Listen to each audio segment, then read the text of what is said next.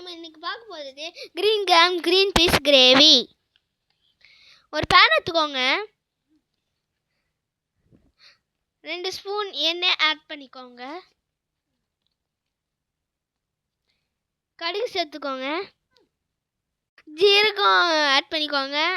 பெருங்காயமும் வெட்டின இஞ்சியும் சேர்த்துக்கோங்க. கருவேப்பிலை கொத்தமல்லி தூவி விட்டுக்கோங்க. 2 காஞ்ச மிளகாயும் பச்சை மிளகாயும் ஆட் பண்ணிக்கோங்க. சாப்பிடு டொமேட்டோவை ஆட் பண்ணிக்கோங்க. மஞ்சத்தூளை கொஞ்சம் தூவி விட்டுக்கோங்க. வதக்கிக்கலாம். மிளகாத்தூள் ஆட் பண்ணிக்கோங்க.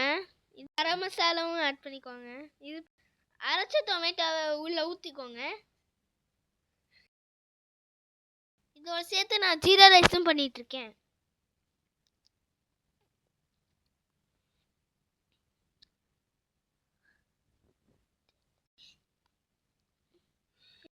கல்லுப்பு கொஞ்சம் சேர்த்துக்கோங்க. தண்ணி ஊற்றிக்கோங்க.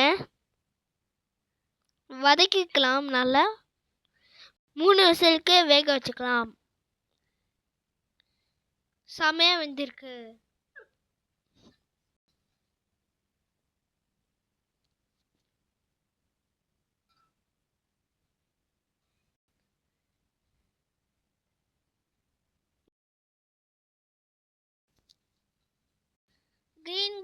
கிரீன் பீஸையும் ஆட் பண்ணிக்கலாம் கிரேவி கூட.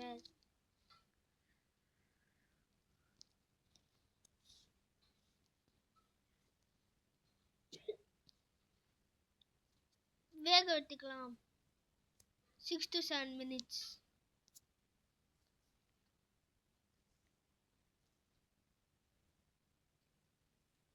ஒரு ஸ்பூன் உப்பு, ஒரு ஸ்பூன் நெய் ஆட் பண்ணிக்கலாம்.